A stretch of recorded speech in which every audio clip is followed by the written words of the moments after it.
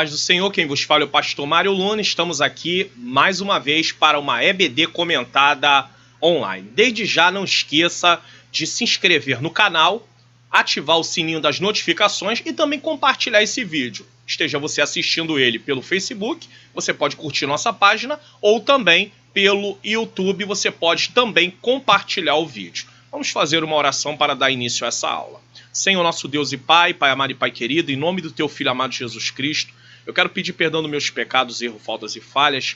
Nesta hora, Senhor, eu te suplico a Tua ajuda para que o Senhor ilumine a minha mente, para que eu possa ministrar esta aula de acordo com a Tua vontade. Ao mesmo tempo, ilumina a mente daqueles que estão assistindo esta aula, para que eles possam também compreender as verdades aqui ensinadas. E ao mesmo tempo, através do Teu Espírito Santo, aplica as verdades da Tua palavra aos nossos corações, em nome de Jesus. Amém.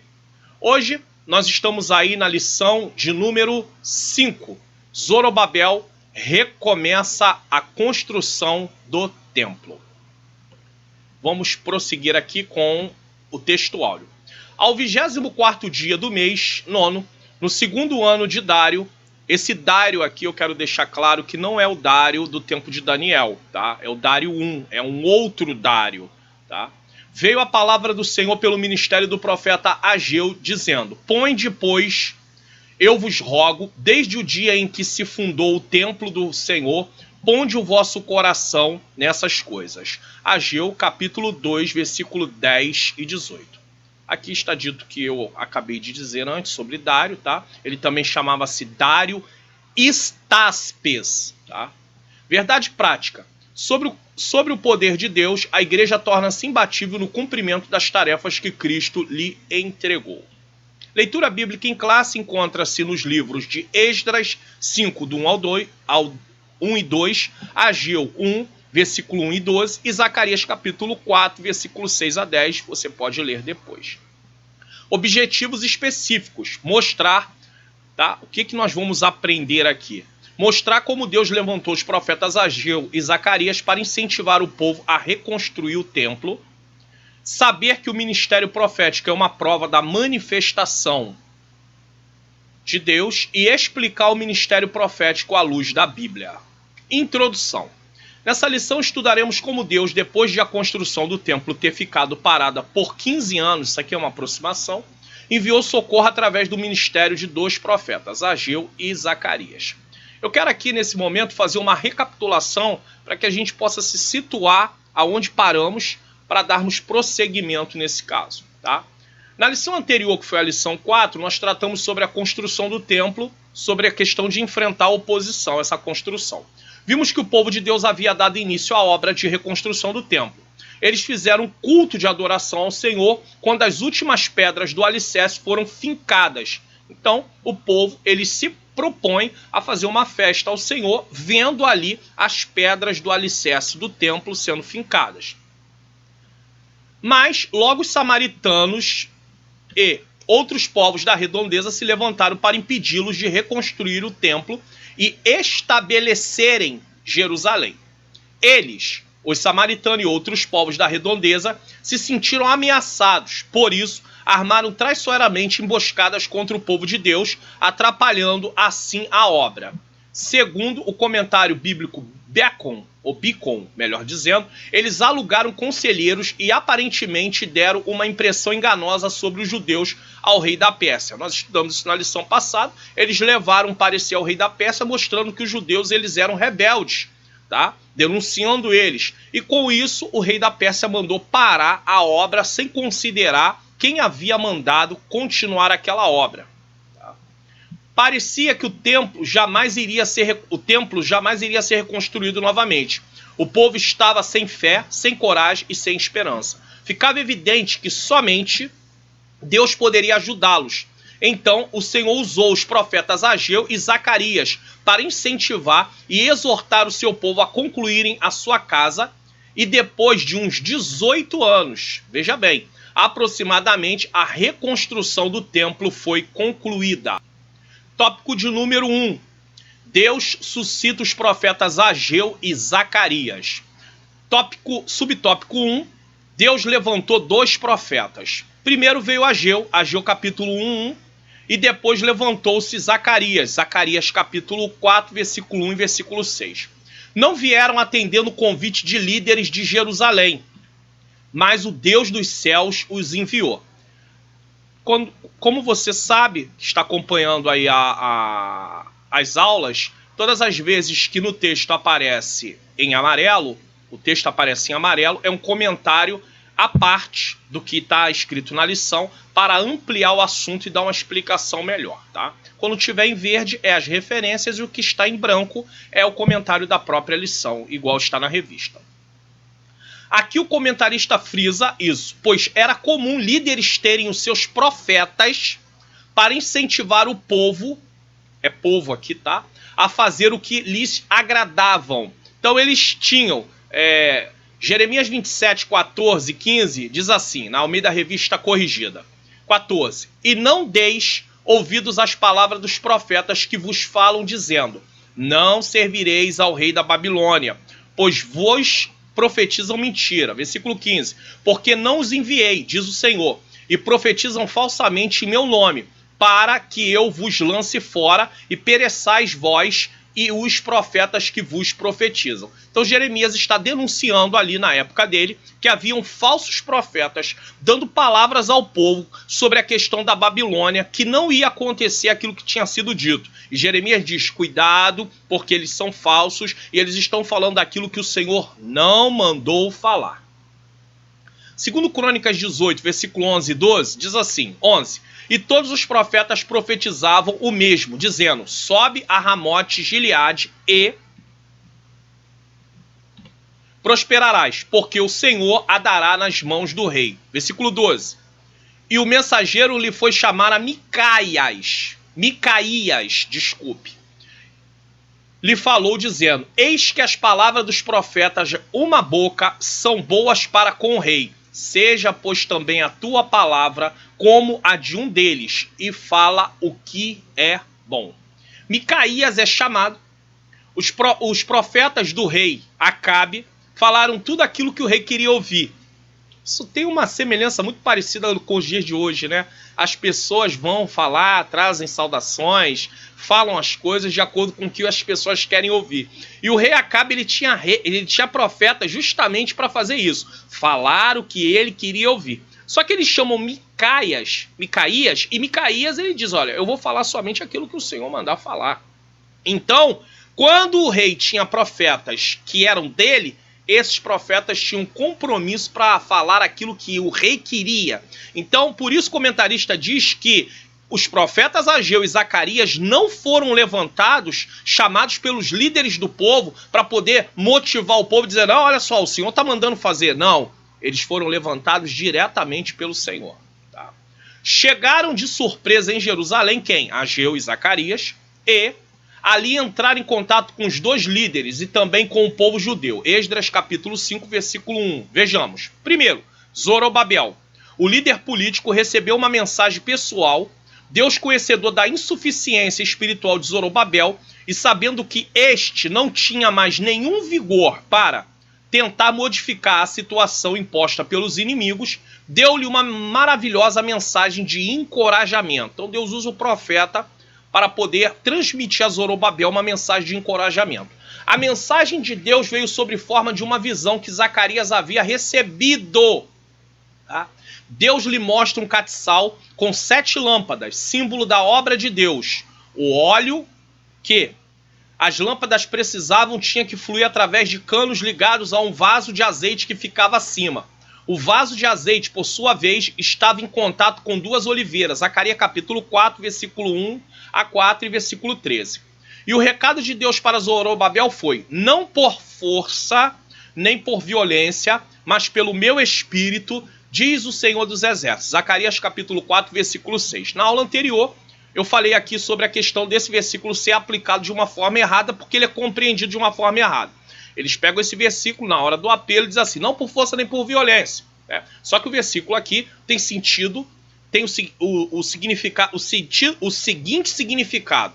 Quando Deus diz isso para Zacarias, ele está dizendo quando Deus usa Zacarias para dizer isso para Zorobabel, ele está dizendo o seguinte, não adianta pela sua força, não será com poderio militar, não será com as suas forças, será através do meu espírito, é através da ação do meu espírito, dependência de mim para realizar essa obra. É isso que o texto significa, tá? As dificuldades, vamos voltar aqui, as dificuldades que pareciam montes grandes diante de Zorobabel seriam como uma campina, uma planície. Então, Deus diminuiria a dificuldade porque era através da ação do seu Espírito.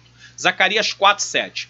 Deus ainda garantiu a Zorobabel que as mãos dele acabariam a construção do templo. Zacarias capítulo 4, versículo 9.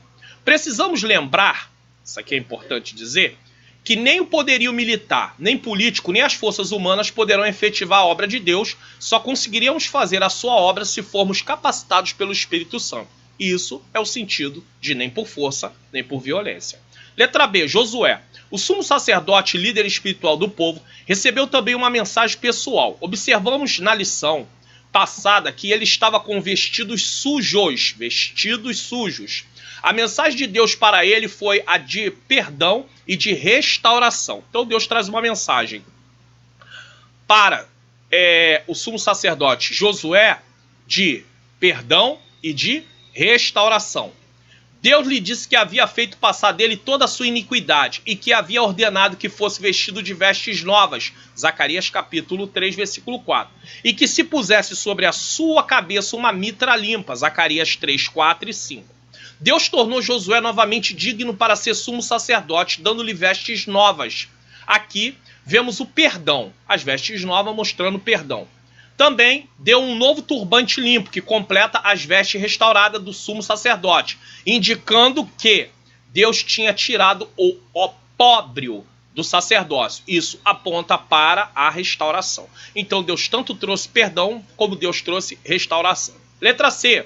O povo recebeu também uma mensagem de Deus. O profeta Ageu mostra ao povo que os prejuízos materiais que haviam sofrido eram consequência da omissão frente ao dever que tinham com a casa do Senhor. Ageu capítulo 1, versículos 6 e 9, na NVI, vai dizer, melhor dizendo, você tem plantado muito e colhido pouco. Vocês comem, mas não se fartam. Bebem, mas não se satisfazem. Vestem-se, mas não se aquecem. Aquele que recebe salário, recebe-o para colocá-lo numa bolsa furada.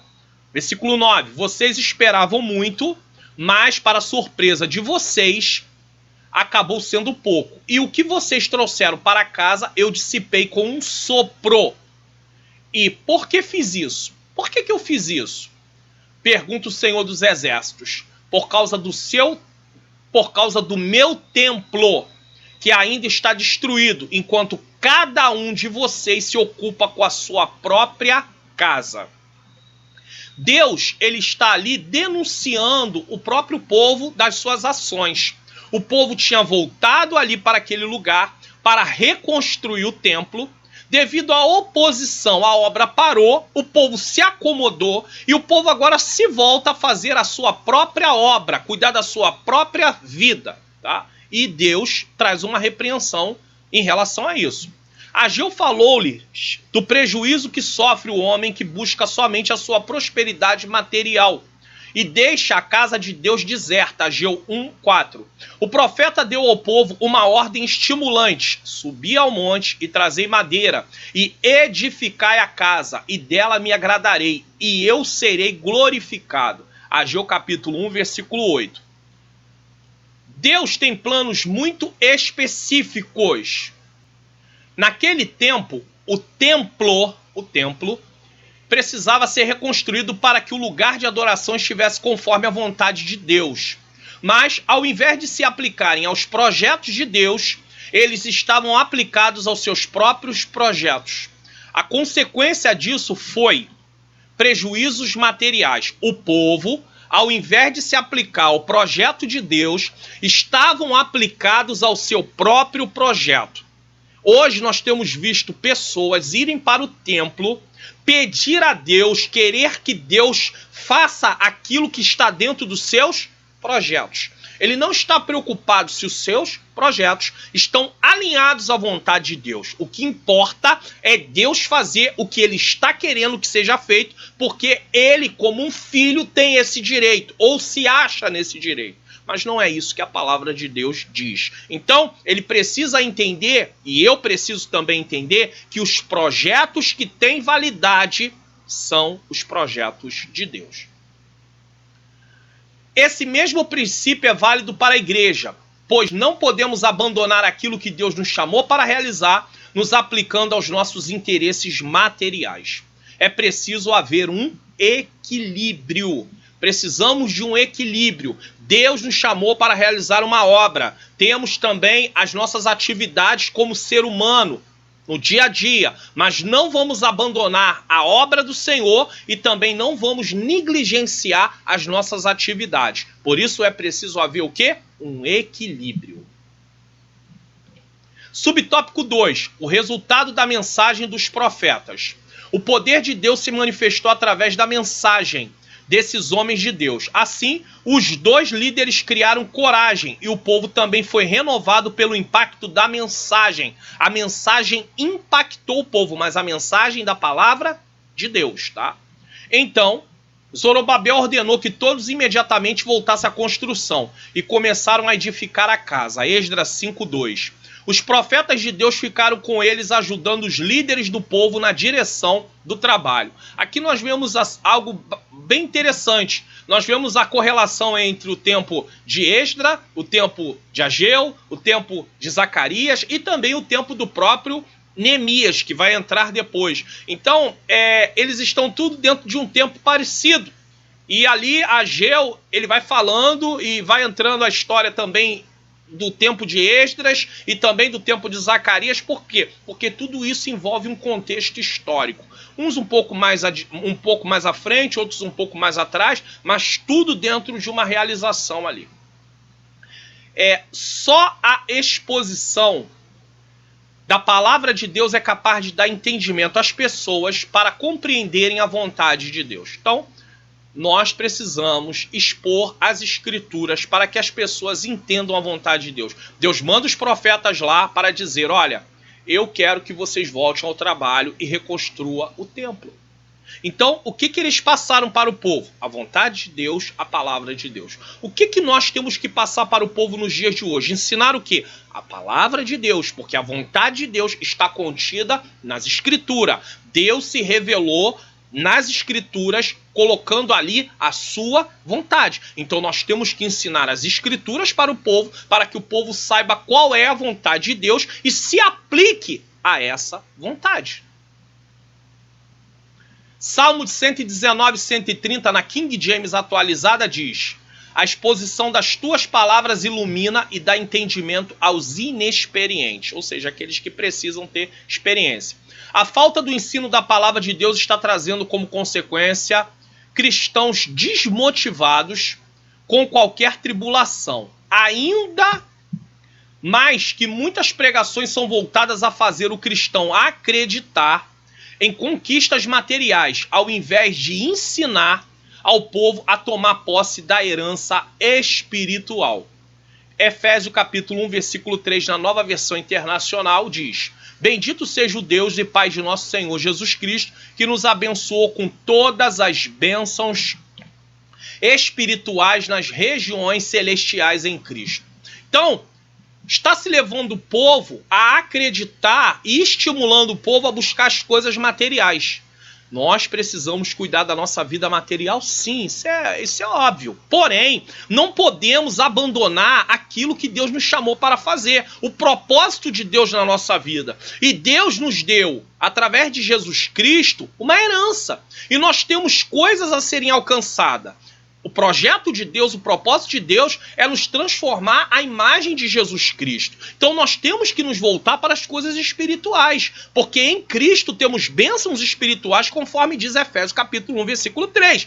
Aí as pessoas se dirigem ao templo para buscar coisas materiais. E fica interessante isso, fica engraçado, fica algo indo na contramão. Por quê? Porque os não cristãos é os que se dedicam a isso, a buscar as coisas materiais. Aí o cristão vem para a presença de Deus e quer usar Deus, entre aspas, porque ninguém usa Deus, para poder conquistar coisas materiais, sendo que a vontade de Deus é que ele se empenhe a buscar coisas espirituais e as coisas materiais serão consequência de uma vida em obediência a Deus. É claro que nós vamos trabalhar, vamos ter a nossa parte, os nossos afazeres, mas sendo que tudo isso pautado numa vida com Deus, e não ao contrário, estarmos com uma vida pautada nas coisas materiais, achando que a nossa vida espiritual vai ser uma consequência da minha dedicação à minha vida material. Não, a minha vida material vai ser uma consequência da minha busca espiritual. É ao contrário. Quando os inimigos vieram, eles perguntando quem havia dado ordem para edificar a casa, responderam que a ordem havia sido dada pelo próprio rei Ciro. Os olhos do Senhor estavam sobre o seu povo e sobre a reconstrução do templo. E os inimigos não puderam impedir a obra até que fosse dado conhecimento dos fatos ao rei Dário, que agora reinava sobre todo o império persa. Esdras 5:5. O rei Dário mandou que os seus escrivães verificassem o referido édito de Ciro e se ele havia dado ordem para a construção da casa do Senhor em Jerusalém. Veja que ele busca lá no édito o que havia sido escrito para ver se realmente constava essa ordem de Ciro. Então eles tinham documentação do que eles iam fazendo para consultar, para saber o que fazer. Nós, como cristãos, temos a Bíblia para consultar e saber o que devemos fazer também. Feita a verificação nos registros dos éditos dos reis da Pérsia, foi encontrada a ordem dada por Ciro, e assim o rei Dário confirmou a permissão para a reconstrução do templo. Veja que quem deu ordem foi Ciro, o outro rei que veio antes de Dário cancelou a obra, Dário é levantado e agora ele dá ordem para continuar baseado no que Ciro havia dito. Então os reis se respeitavam. Eles respeitavam o reino porque era o reino da Pérsia. Independente de serem reis diferentes, em tempos diferentes, eles respeitavam. Eles prosseguiam a obra um do outro. Bem diferente nos dias de hoje, né? Às vezes alguém assume uma responsabilidade, um trabalho, assume um departamento e ele quer desfazer tudo aquilo que foi feito, que também foi para o progresso da obra de Deus. Por quê? Porque não tem o nome dele. Ele quer o nome dele lá no cartaz. Ele quer o nome dele em evidência. E nós não podemos agir dessa forma. Os reis não cristãos tinham essa forma de agir. Aqui há um exemplo para nós.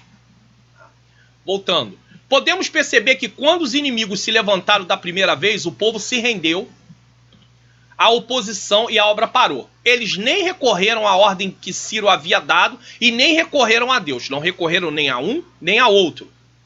Mas dessa vez, Deus, conhecendo suas fragilidades, levanta 2 profetas para trazer uma palavra. E através disso veio vida entre eles. Não adianta proferir palavras proféticas do tipo, eu declaro. Preste atenção, não adianta proferir palavras proféticas do tipo, eu declaro, eu decreto, eu ordeno, eu determino isso ou aquilo. Por que não adianta proferir palavras apenas isso? Eu declaro, eu decreto, eu determino, tá? Por que não adianta? Vamos lá. É preciso profetizar a palavra de Deus. E profetizar a palavra de Deus, é preciso profetizar a palavra de Deus. E profetizar a palavra de Deus é pregar a Bíblia. É ensinar a Bíblia. O que foi que Ageu levou para o povo que lá estava reconstruindo o templo? Na reconstrução do templo. O que foi que Zacarias levou? O que ele falou para o povo? A sua palavra? O que ele achava? Não, eles falaram a palavra de Deus, o que Deus havia ordenado. Ó, vai lá e fala isso, isso e isso. E o que eu vou pregar? O que eu vou ensinar? O que eu vou pregar? O que eu vou ensinar? Eu vou pregar e eu vou ensinar a palavra de Deus. Tá? Na visão de Ezequiel 37, então nós entendemos que profetizar é pregar e ensinar a Bíblia. Porque eles não profetizaram o que eles queriam. Eles profetizaram a palavra do Senhor. E aonde está a palavra do Senhor? Nas Escrituras. Na visão de Ezequiel 37, Só veio vida aos ossos secos, simbolicamente, que estavam ali simbolizando o povo de Israel. É claro que aquela profecia ela foi se cumprir muito tempo depois, e ainda não se cumpriu na íntegra, porque Israel não foi restaurado totalmente ainda, mas foi usado o quê? Só veio vida aos ossos secos porque ele profetizou a palavra de Deus. Diga-se de passagem, a poderosa palavra de Deus. Ezequiel 37, versículo 4, na Nova Versão Internacional, diz: então, ele quem? Deus, me disse: profetize a esses ossos e diga-lhes: ossos secos, preste atenção nisso aqui, ossos secos, ouçam a palavra do Senhor. Ossos secos, ouçam a palavra do Senhor. O que Ezequiel profetiza? O que Deus havia mandado falar. O que Ageu profetiza? O que Deus havia mandado falar. O que Zacarias profetiza? O que Deus havia mandado falar. O que eu e você vamos profetizar nesse sentido, que é pregar, vamos pregar o quê? A palavra de Deus, o que está escrito na palavra de Deus, com o significado que foi colocado ali, não mudando, não distorcendo, porque a nossa ordem é pregar e ensinar a palavra de Deus. É por isso que eu não posso apenas usar uma palavra, tipo, declaro, determino, decreto, baseado em quê? Somente falar isso não vai acontecer. É preciso ter a palavra de Deus junto. Eu preciso pregar a palavra. Deus amou o mundo de tal maneira que deu seu Filho unigênito para todo aquele que nele crê, não pereça, mas tenha vida eterna. Eu tenho que falar da palavra. A simples palavra, declaro, determino, decreto, ordeno, não tem nenhum sentido de transformar vidas. Não vai haver salvação. O pecador não vai entender e não vai reconhecer Cristo como Senhor apenas porque eu ouvir na direção dele e digo: eu decreto que você vai receber Jesus como Senhor e Salvador da sua vida. Tá, mas você está pregando a palavra para ele? Não. Então não vai haver salvação. Entenda isso. Ezequiel não usou a sua posição de profeta com autoridade própria. Ele não se acha: eu sou profeta, eu vou falar o que eu quiser. Eu vou liberar uma palavra aqui. Mas com ordem de quem? Está na Bíblia a palavra que vai ser liberada? Ainda tem isso também. Que as pessoas chegam: eu vou liberar uma palavra profética. Levanta a mão porque eu vou liberar uma palavra profética. A partir de hoje a sua vida será mudada. Sua vida não vai ser mais a mesma. Vai mudar tudo a partir de hoje. Passa um dia, passa 2 dias, passa 3 dias, uma semana, um mês, 2 meses, 5 meses, 8 meses, 1 ano, 2 anos, 3 anos e nada acontece. Por quê?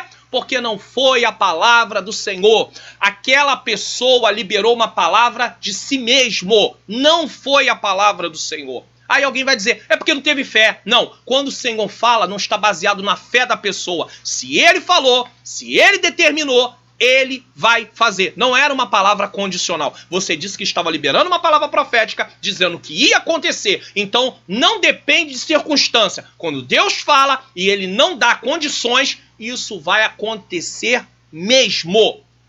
Deus tem vezes que falou: se o meu povo, que se chama pelo meu nome, se humilhar, orar, buscar a minha face e se converter dos seus maus caminhos, aí é uma condição. Mas quando Deus diz: eu vou fazer e pronto.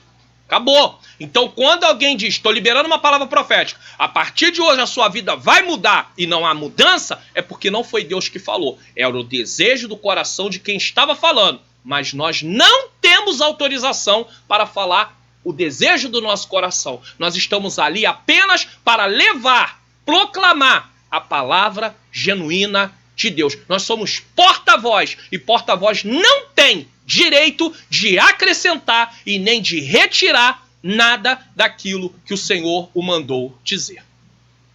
Ezequiel não usou sua posição como foi dito. Ele não profetizou sua vontade, seus desejos ou o que ele gostaria que o povo recebesse e nem o que ele achava. Então ele não usa a sua posição para profetizar sua vontade, seus desejos, o que ele gostaria que o povo recebesse e nem o que ele achava. Hoje as pessoas se acham numa posição e falam assim, não, como eu sou um servo de Deus, eu tenho autoridade, eu vou liberar uma palavra profética. Com base em que Bíblia? Quantas palavras que são liberadas aí que nem tem acordo com o que a Bíblia diz? E tá lá, dizendo esse tipo de coisa, enganando as pessoas, usando uma autoridade de forma indevida, porque não está respaldado pelas Escrituras. Deus não autorizou nem eu, nem você e nem ninguém a liberar a palavra de mudança de vida sem ter base na palavra dele. Até porque para que eu fale alguma coisa eu tenho que estar respaldado pela Bíblia e entender que o tempo de Deus trabalhar é com ele, não é comigo. Então eu não posso dizer que a partir de hoje vai haver uma mudança, quando na verdade Deus não vai operar essa mudança agora. O problema todo é que eu me achando na posição, eu sou um pastor, eu tenho vida com Deus.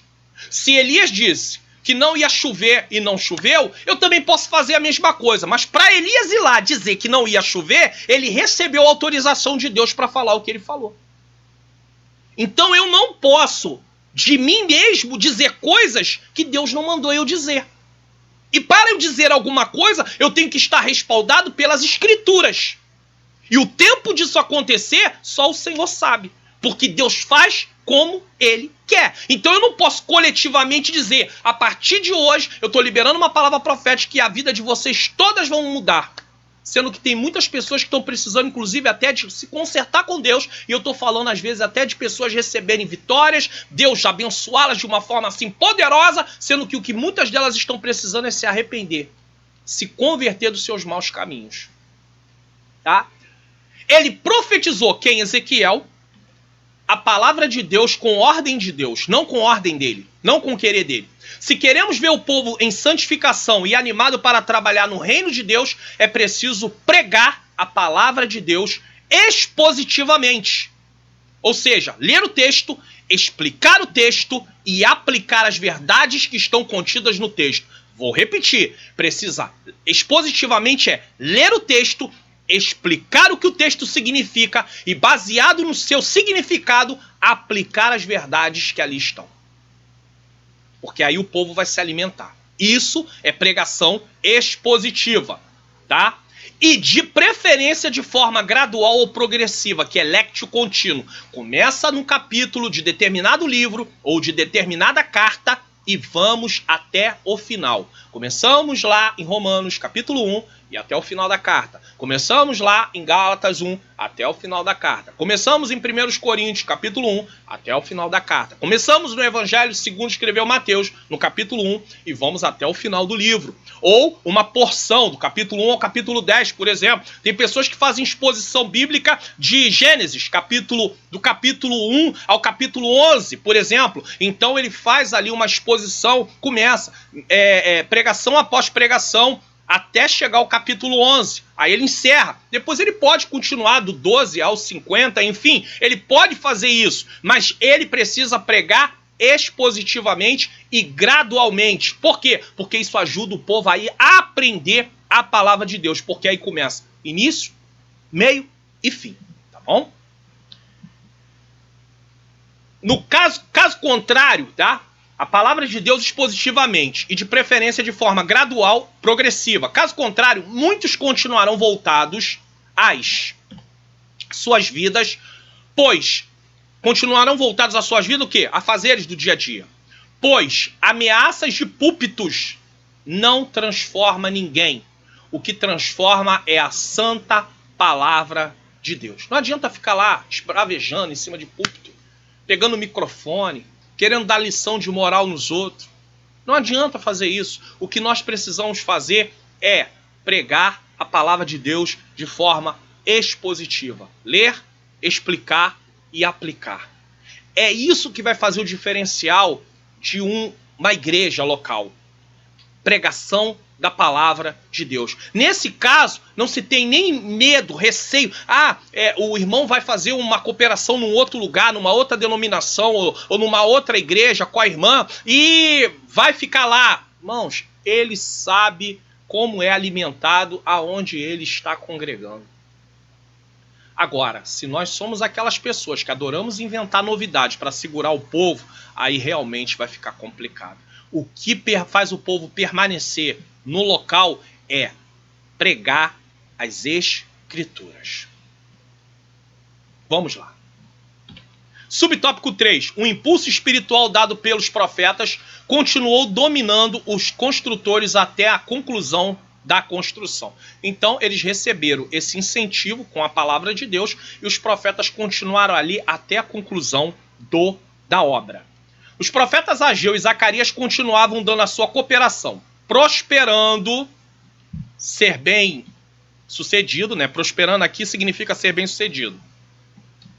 Pela profecia do profeta Ageu e de Zacarias, filho de Idô, e edificaram a casa e aperfeiçoaram conforme o mandado do Deus de Israel, e conforme o mandado de Ciro, e de Dário, e de Artaxerxes, rei da Pérsia. Esdras 6:14.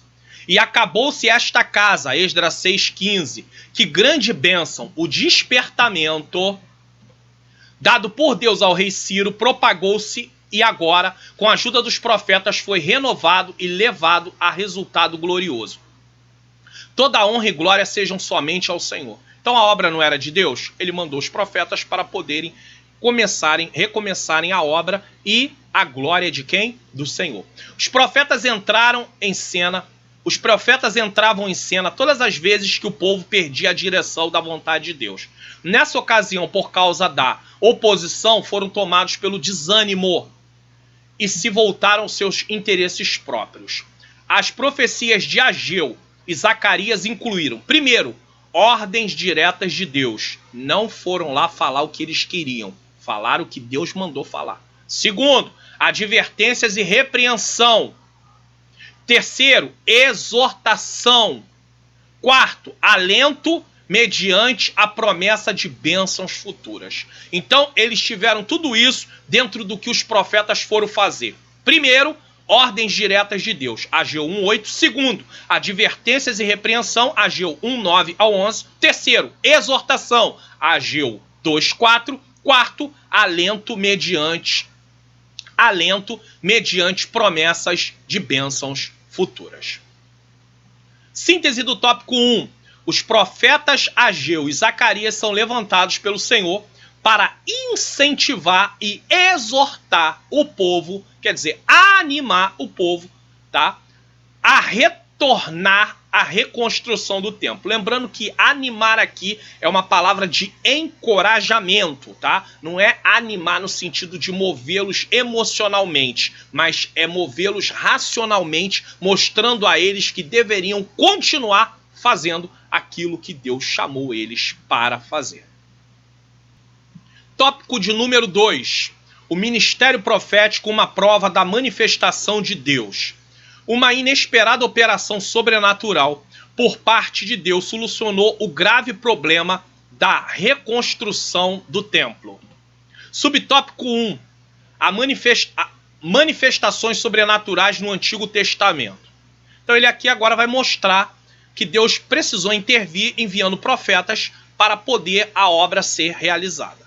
Há muitos exemplos no Antigo Testamento. Vamos mencionar apenas 2 de manifestações sobrenaturais. Moisés, o grande líder que Deus levantou para libertar o seu povo da escravidão do Egito, recebeu de Deus um preparo sobrenatural. Ou seja, Deus o equipou, Deus o treinou e equipou. O que lhe deu muita autoridade espiritual. Com sua vara fazia grandes maravilhas. Êxodo capítulo 4, versículo 17. Lembrando que não é porque Moisés tinha uma vara que nós vamos pegar uma vara e achar que Deus vai repetir a mesma coisa só porque Deus, na vida de Moisés, o fez assim. Isso foi na vida de Moisés. Não existe nada nas escrituras que nos ordene a repetir aquilo que Deus fez na vida de Moisés como se fosse uma doutrina. Deus capacitou Moisés. Isso aponta que ele foi treinado e equipado, como eu disse, para realizar o chamado de Deus. Treinado e equipado. B. Elias. O profeta de Deus foi revestido de autoridade sobrenatural para ajudar Israel, que havia sido levado à idolatria pelas suas lideranças políticas. Então Elias, ele é revestido de autoridade espiritual. Em particular pelo ímpio Acabe, rei de Israel, nos dias de Elias. Pôde, assim, realizar grandes milagres. Fez com que não chovesse sobre a terra por 3 anos e meio, além de outros milagres. O ponto alto do seu ministério foi o confronto com os profetas de Baal no Monte Carmelo. Nesta ocasião, a manifestação sobrenatural do poder de Deus fez o povo clamar: só o Senhor é Deus. 1 Reis 18, 39. Eles precisavam reconhecer que só o Senhor era Deus, pois estavam servindo a Baal. Podemos aqui notar que os milagres têm como objetivo demonstrar o poder de Deus para que o povo reconheça isso. Esse é o propósito dos milagres. E passe a obedecê-lo e adorá-lo. É por isso que Deus não realizará nenhum sinal, tá? Deus não vai realizar nenhum sinal e prodígio para satisfazer curiosidades humanas. Nada. Jesus, inclusive, disse isso. Nenhum sinal será vos dado a vocês, a não ser o sinal do profeta Jonas. Por quê? Porque eles eram um povo que é incrédulo pedindo sinais, e Jesus disse: não vou fazer nada para que vocês vejam. Apenas o sinal do profeta Jonas, que ele estava usando de forma figurada a questão de Jonas no ventre do peixe, como ele estaria morto, mas depois voltaria à vida. Ou seja, seria ressuscitado. Ou iria ressuscitar. Cada manifestação tem um propósito específico. Subtópico 2. Manifestações sobrenaturais no Novo Testamento. Nós vimos no Antigo Testamento 2 exemplos apenas para poder dar aí como ilustração. Moisés e Elias. No Novo Testamento, quando o Espírito foi derramado em sua plenitude, os dons espirituais começaram a entrar em ação e passaram a ser a própria preparação divina para o ministério. 1 Coríntios capítulo 12, do 4 ao 6.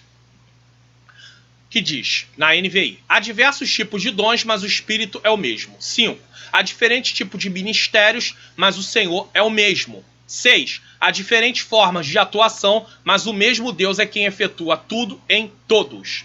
Nesse texto está a prova que Deus chamou pessoas para a realização de obras específicas e por isso não podemos tentar encaixar pessoas onde elas não têm chamado para fazer aquilo. Isso quer dizer o quê? Eu não posso pegar a minha mão e querer usá-la como pé, sendo que existe o pé para fazer isso. Eu não tenho uma deficiência física, então eu não vou usar minha mão como pé.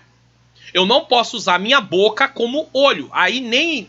Não tendo, mesmo tendo uma deficiência física, é impossível usar a boca como olho.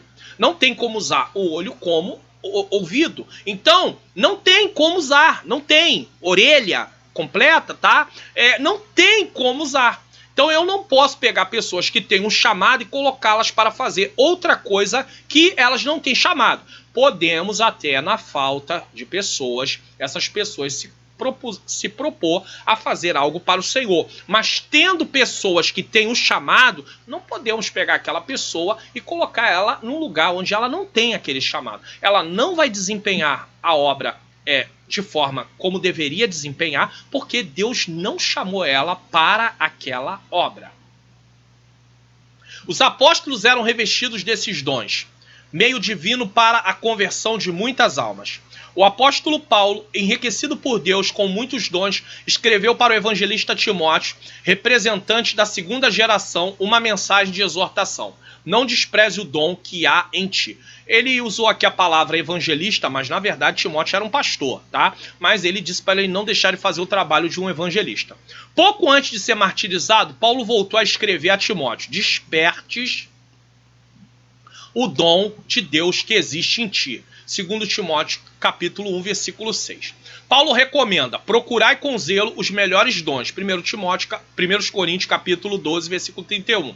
E procurai com zelo os dons espirituais, mas principalmente o de profetizar. 1 Coríntios, capítulo 4, versículo 1. O apóstolo Paulo, vendo a necessidade de ter um bom andamento à obra, ele fala sobre procurar com zelo os dons. Lembrando que Deus vai equipar com dons as pessoas segundo o chamado que ele tem, que Deus o deu. Então Deus não vai me dar dons que não tem nenhuma relação com o chamado que ele me deu. Se ele me deu um chamado, ele vai me dar dons de acordo com o chamado. Para quê? Para que eu possa desenvolver o chamado. Como é que eu vou desenvolver o chamado se eu não tiver as ferramentas, usando de forma ilustrativa aqui a palavra ferramenta, que são os dons para realizar esse chamado?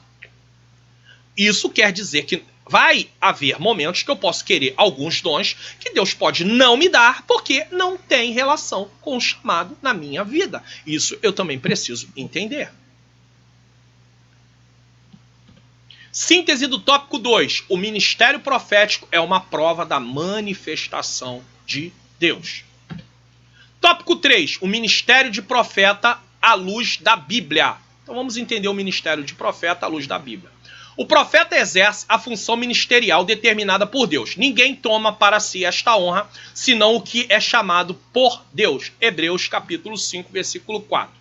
Subtópico 1. O profeta na dispensação do Antigo Testamento. Então, como é que o profeta do Antigo Testamento agia? O profeta, além de transmitir a mensagem de Deus para o povo, ele recebia de Deus a mensagem e ia lá dizer ao povo. Deus falava com ele e ele ia lá falar com o povo que Deus havia dito a ele. Era consultado pelo povo acerca de assuntos espirituais e até mesmo acerca de assuntos materiais. Exemplos. Em Ezequiel, letra A, em Ezequiel 22, os anciãos vieram a Ezequiel para que este consultasse o Senhor por eles. Deus, por meio de Ezequiel, lhe respondeu que por causa de suas abominações, ou seja, por causa de seus pecados, eles não receberiam resposta. Deus se recusou a falar algo com eles por causa do pecado deles. Pecado esses que eles cometiam de forma consciente. Então Deus diz, vocês querem continuar pecando?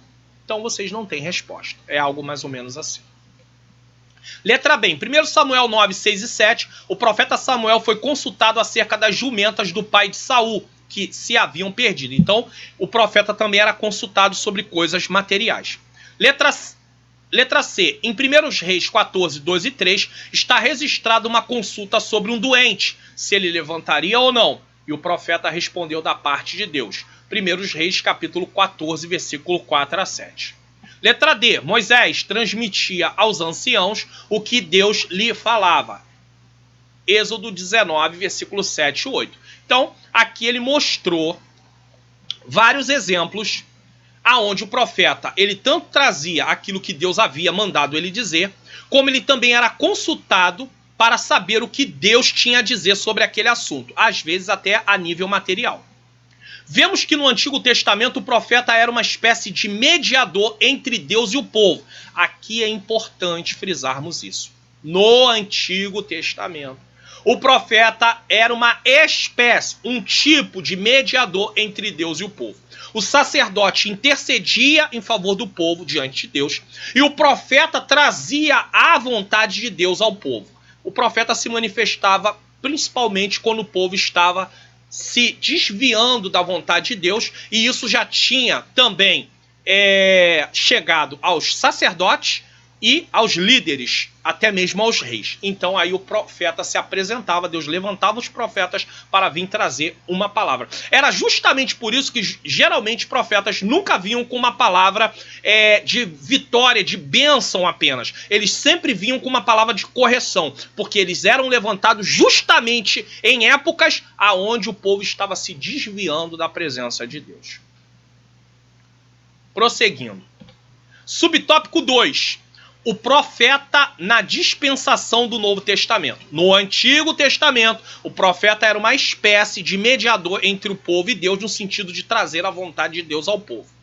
Quando o povo estava falhando em obedecer sua vontade por meio do ensino das Escrituras. Porque quando o povo estava falhando, é porque as Escrituras já não estavam mais sendo ensinadas, os sacerdotes estavam negligenciando isso, como é visto no tempo do profeta Oséias e outros tempos também, e aí os profetas eles eram levantados. Agora vamos ver como funcionava a questão de profeta no Novo Testamento.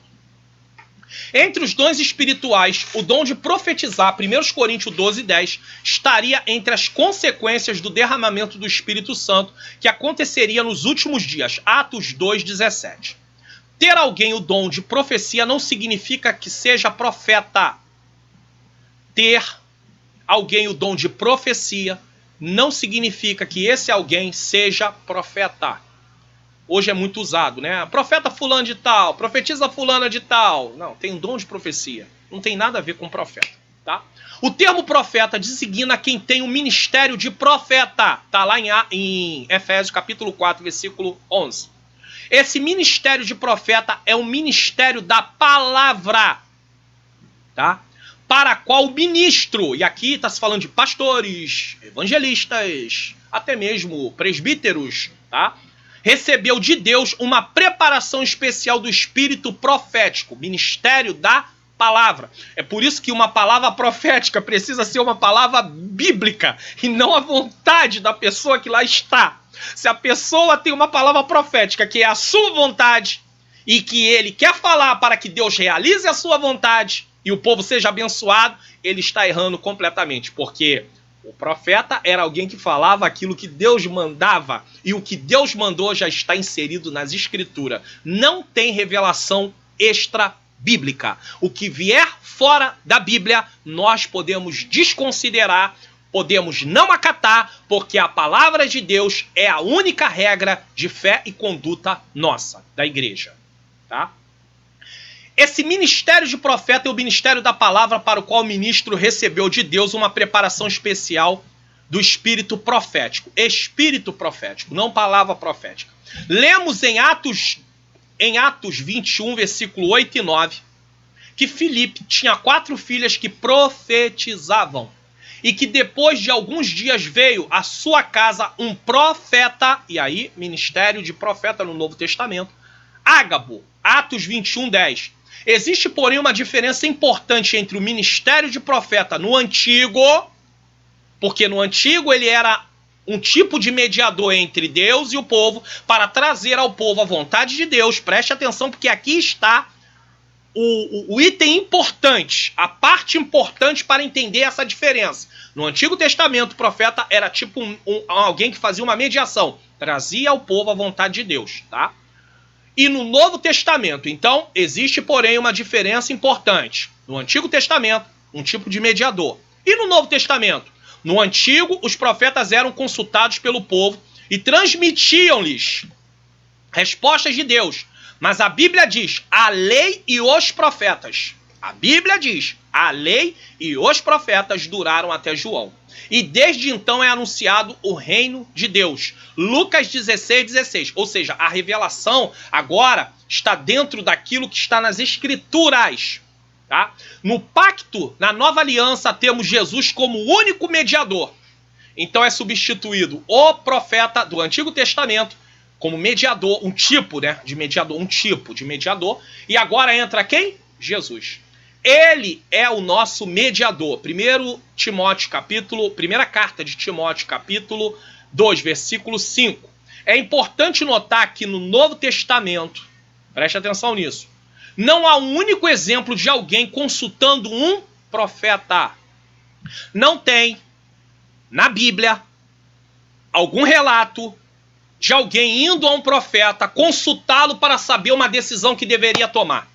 No Antigo Testamento isso acontecia, lembrando que as escrituras não estavam completas, a revelação ainda não tinha sido dada completa, o cânon ainda não estava fechado, as escrituras inspiradas não estavam fechadas ainda, haviam livros ainda para serem escritos, cartas para serem escritas. No Novo Testamento não há apenas uma única passagem que mostre alguém indo a um profeta para consultar, para saber o que deveria fazer. Isso é importante, tá? No novo pacto, todos temos acesso a Deus por Jesus Cristo. Falar com Deus em oração, pedir iluminação dele, para que ele ilumine a nossa mente, para que venhamos compreender a palavra dele. Portanto, veja bem, portanto, um erro doutrinário, quando alguém que possui o dom de profecia procura usá-lo para responder a consultas de qualquer natureza, como casamento, viagens, compra de imóveis e etc. Fica neste caso falando sozinho, porque Deus diz, Não mandei os profetas, todavia eles foram correndo.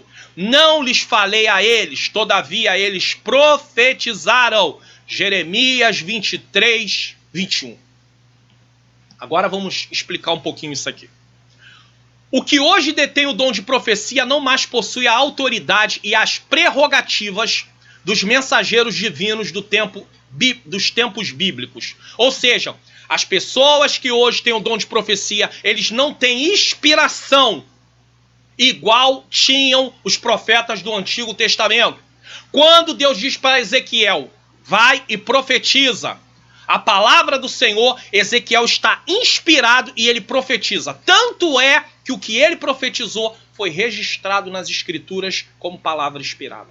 Agora, aqueles que têm o dom de profecia, que vão entregar alguma coisa para alguém, eles não estão ali inspirados igual os profetas do Antigo Testamento estavam inspirados. Igual Ágabo no Novo Testamento estava ali falando algo da parte do Senhor. É diferente.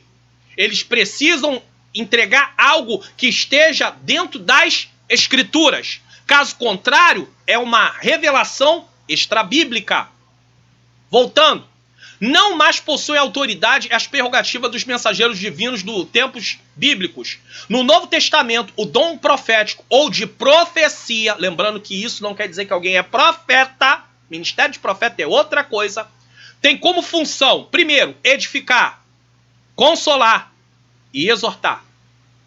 Jamais modificar artigos de fé, alterar doutrinas ou trazer novas revelações.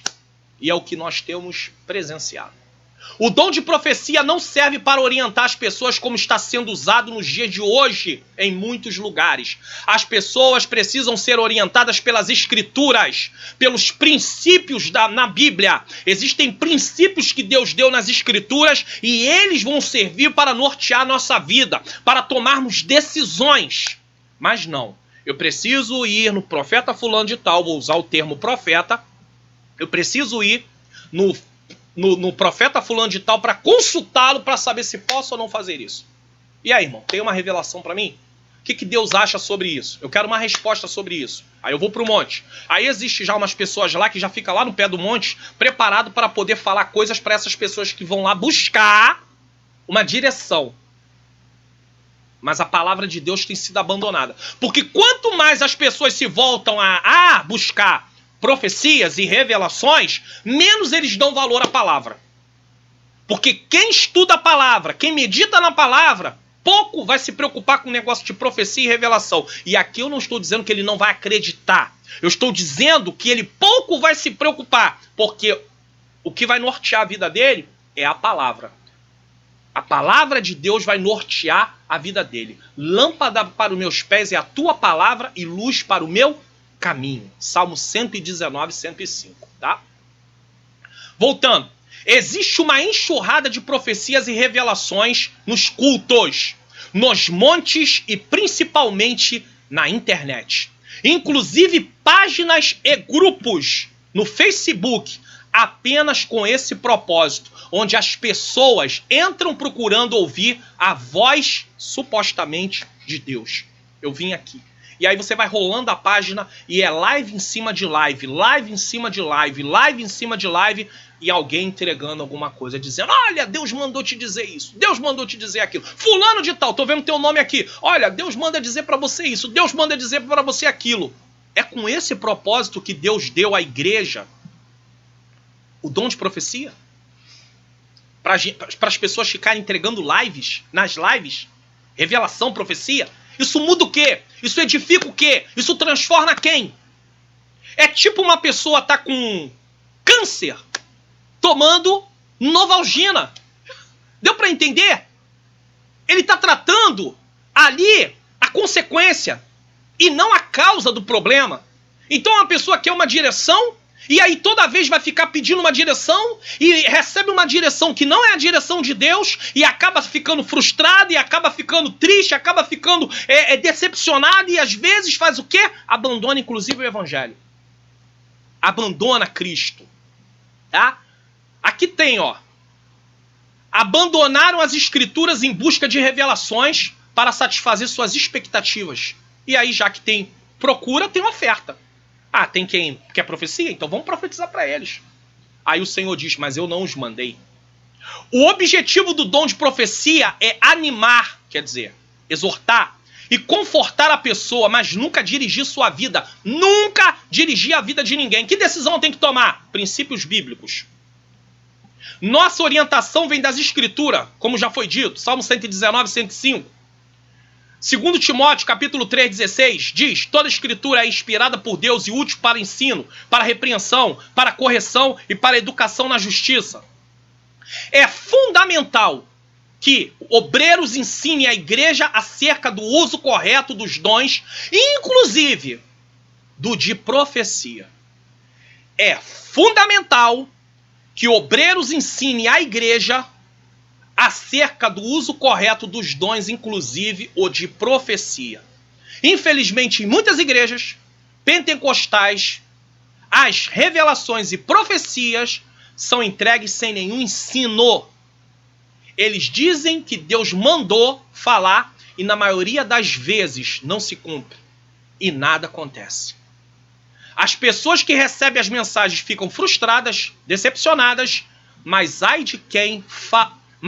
daqueles que falarem algo acerca do que foi entregue com quem entregou a profecia ou revelação mentirosa. Ameaçam as pessoas dizendo que Deus vai cobrar. Paulo discordaria de tais práticas, já que em 1 Coríntios capítulo 14, versículo 29 diz, tratando-se de profetas, falem 2 ou 3 e os outros julguem cuidadosamente o que foi dito. Ou colocamos ordem nisso, ou daqui a pouco ninguém mais acreditará em nada que seja entregue, ainda que proceda da parte de Deus.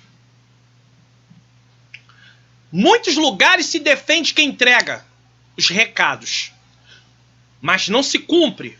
E aí, nada acontece. Fica por isso mesmo. E eles continuam entregando coisas que Deus não mandou. Falam que pessoas não vão morrer e pessoas morrem. Falam que a pessoa não vai ficar desempregada e a pessoa fica desempregada. Fala que o casamento não vai terminar porque Deus decretou que aquele casamento não vai terminar. De forma assim, dizendo, não vai acabar, não vai acabar. E aí acaba. Aí, para poder se explicar, não, mas você não teve fé. Você não fez... Não, mas você não disse que Deus já tinha dito, já estava decretado isso. E aqui eu não estou entrando no mérito que seja a vontade de Deus que todo casamento vá até o fim. E não é isso que eu estou falando. Eu estou falando que um casamento estava em crise, alguém foi lá e um profeta, entre aspas, levanta-se, alguém que tem um dom de profecia ou vai entregar uma revelação, tá? E vai dizer, não vai acabar. E acaba. Essa mulher não vai embora. E ela vai. Esse marido não vai embora. E ele vai. Então não foi Deus que falou. Porque se Deus falasse, não teria acontecido aquilo. Mas aí o profeta está sempre justificado. E a pessoa que recebeu e não se cumpriu é sempre a pessoa que não tem fé. Por quê? Porque espiritualmente ela é uma coitada. Ela é alguém que não tem unção. O profeta tem unção. Então vamos respeitar o profeta. Agora a pessoa não. A pessoa é uma pessoa que não tem dons. Não tem. Tanto é que ela está dependendo do profeta. Profeta entre aspas. Estou usando aqui o termo que é usado. Entendeu? Para saber a vontade de Deus. Agora, se ela fosse participante de uma igreja onde a palavra de Deus é ensinada, tem culto de ensinamento da palavra, tem escola bíblica dominical, tá? É pregado de forma expositiva. Duvido que essa pessoa procuraria orientação em profecia, em revelação, tá? O povo está perecendo porque falta o quê? Conhecimento da palavra de Deus. Síntese do tópico 3. Os profetas exercem uma função ministerial determinada pelo Todo-Poderoso. Conclusão. Chegamos à conclusão, para a glória de Deus. As oposições pararam a obra, mas através da intervenção divina a construção recomeçou e foi concluída. Deus usou seus profetas para que o povo tivesse certeza que ele estava garantindo a realização da obra e com isso eles concluíram a reconstrução do templo. Veja bem que a necessidade de saber se Deus está ali garantindo o que estamos fazendo está na própria Escritura. Então eu não preciso consultar alguém para saber. Basta eu ler a palavra que eu vou aprender. Agora, tem uma coisa importante. Quando nós recebemos palavras fragmentadas, vem um, fala em Mateus, vem outro, fala em Lucas, vem outro, fala em Timóteo, vem outro, fala em Gênesis. O que acontece? Eu não tenho conhecimento do todo. E como eu não tenho conhecimento do todo daquele livro ou daquela carta, eu acabo ficando sem direção. Agora, quando eu me proponho a estudar a palavra de Deus com seriedade e continuamente, eu vou estar aprendendo e o Senhor vai iluminar a minha mente e eu vou ter conhecimento da vontade dele por meio das Escrituras. Agora, por que eu fico desesperado querendo revelação e profecia? Porque eu não quero estudar as Escrituras. Ou porque eu não sou incentivado a estudar as Escrituras.